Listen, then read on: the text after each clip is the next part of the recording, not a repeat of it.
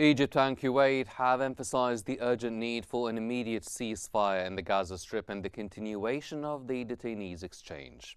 Egyptian President Abdel Fattah el-Sisi met with Kuwaiti Emir Sheikh Mishal al-Ahmad al-Jaber al-Sabah at the conclusion of his state visit to Kuwait.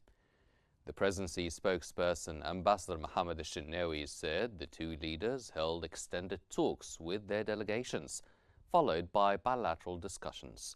They focused on regional issues, particularly Gaza, calling for an immediate ceasefire, continued detainee exchanges, and urgent humanitarian aid.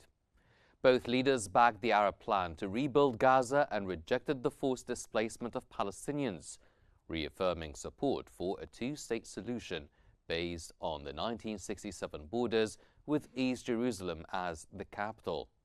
The discussions also addressed developments in Syria, Sudan, and Yemen, emphasizing unity, stability, and the security of maritime navigation in the Red Sea.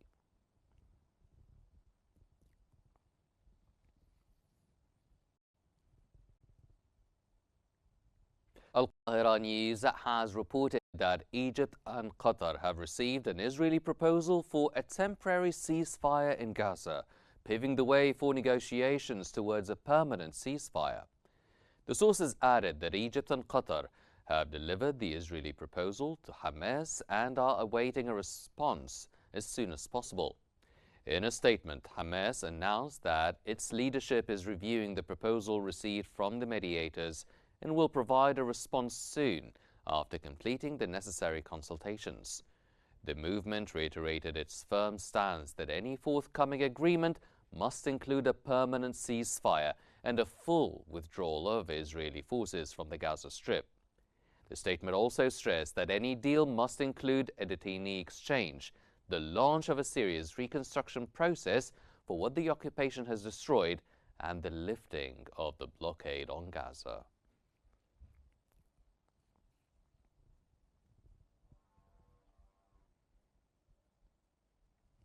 Hamas has criticized the ongoing blockade on aid into Gaza, saying Israel has been preventing the entry of all essential items necessary for life, including food supplies, medicine, and fuel, for 7 weeks in a row.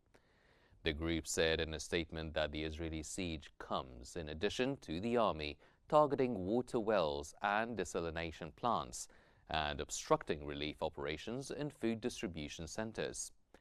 Hamas urged the UN and the international community to take action to stop the policy of mass starvation, ensure the access of humanitarian aid, food, and medical supplies to civilians in the Gaza Strip, and to reconsider the system of international laws and conventions that are violated daily by Netanyahu. The group renewed its call to Arab and Muslim countries to help end the unjust blockade of Gaza.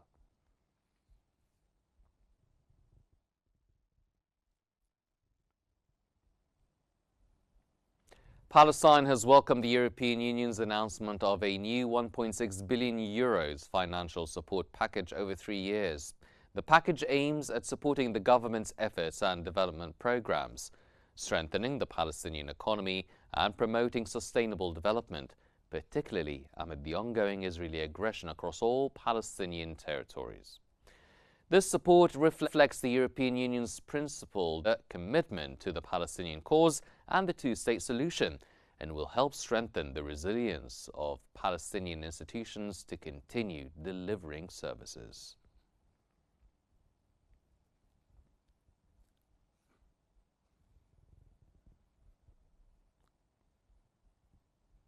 Italian Defense Minister Guido Crosetto has voiced his anger over Israeli strikes on Gaza. Crosetto criticized recent Israeli actions in Gaza, including a strike on a hospital on Sunday, April 13th, and other attacks that killed civilians. Crosetto said for him, a Palestinian child is worth as much as a Ukrainian child or an Italian child. He added, a Palestinian hospital is worth as much as a Ukrainian hospital or an Italian hospital, adding that Israel needed to acknowledge its mistakes.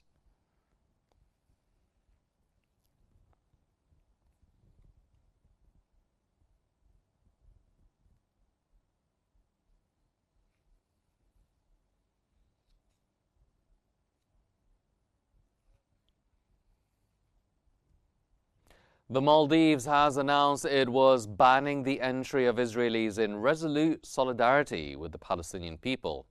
President Mohammed Muizzu ratified the legislation shortly after it was approved by Parliament.